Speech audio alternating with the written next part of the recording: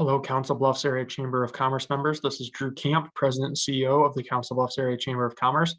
For our April 23rd weekly legislative update video, I want to start by thanking the 6 legislators that we had join us for our legislative roundtable for the month of April, here from noon to, it actually went about 1:45 with the amount of issues that we had to talk about.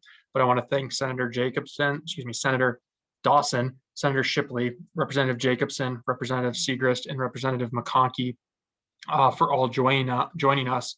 It was a really good conversation about a lot of different issues concerning some of the things that we have to deal with before they can close out the legislative session for 2021. Some key issues that I want to make sure that I'm touching on for this week's update is to start with within a housing bill that was recently put out. The House and the Senate now have different versions of their housing bill, but there's also some corresponding accompanying bills that have come out alongside them. And one of them is to decrease the tax credit cap from $105 million to $70 million within the aggregate economic development tax credits that Debbie and her team at Iowa Economic Development Authority can use. That always is something that we don't like to see, just because of the fact that it's hard to get those numbers back up once they've gotten pushed back down. We've had to work that process before and trying to get it increased for different things, and it can be rather challenging. So that's always something, anytime we see a decrease like that, it gives us a little bit of pause, caution, and we're usually against that proposal. We're always against that proposal, just because of the fact that we're concerned about the ability to get it lifted back up as we see additional demand happen in future years. I mentioned the housing bills that are now separate between the House and the Senate. There's things to like in both of them. Like, for example, the workforce housing tax credit is a little stronger in the House's proposal versus the Senate proposal. But for example, the Senate proposal includes the 10-year extension for the Brownfield Grayfield program for redevelopment and infill in local communities, whereas the House does not currently include that at all.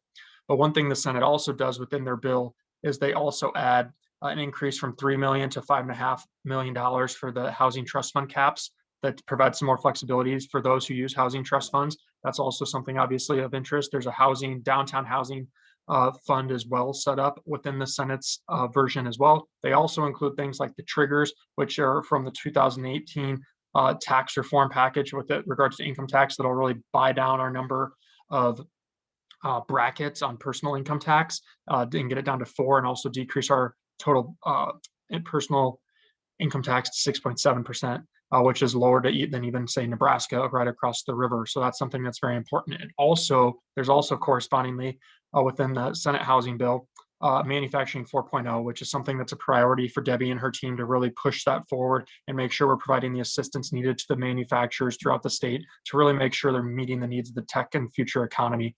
So that's something we were happy to see in there as well. But as I mentioned, there's still discrepancies between the House and the Senate version. Those obviously will get ironed out as we get closer to the end of session. And I think they hopefully are closer than we may think if we see from the conversation that we had today on our legislative roundtable. It does seem like they'll be able to come to consensus on that bill. And that's a really big deal, because that's one of our biggest priorities for the session, was that housing bill. Broadband funding, that was also talked about today.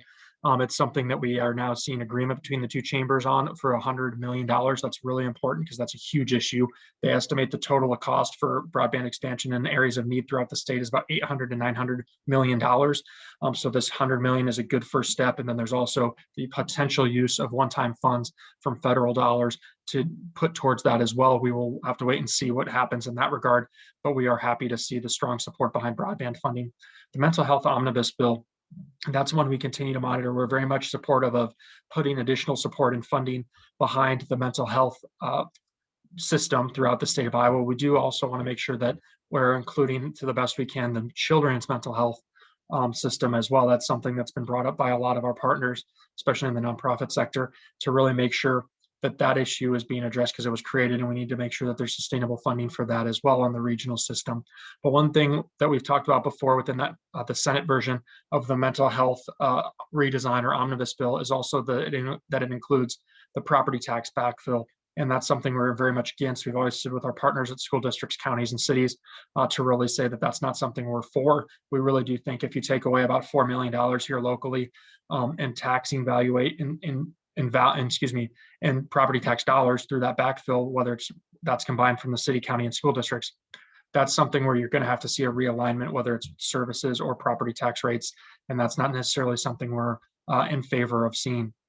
With regards to childcare, we continue to see several of those bills remain alive in the Senate, both outside of the Ways and Means Committee and in the Ways and Means Committee, largely due to dealing with pushing incentives and incentivizing folks in the business community to build some facilities for childcare, also adjusting the childcare cliff, increasing the childcare tax credit. Those are all things that we see included in some of those bills, and we've been in favor of all those, and we appreciate the House really starting the push on that, just as the Senate has started the push on tax issues.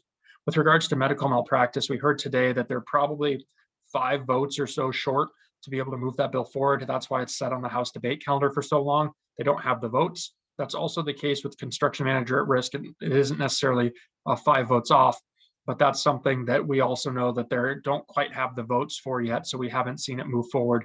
The biofuels bill, that's something too that we continue to see some conversations happen, but it really seems that it's going to have to come down to just working it out with leadership, House, Senate, and the governor's office as to what that looks like, because it's one of the governor's priorities.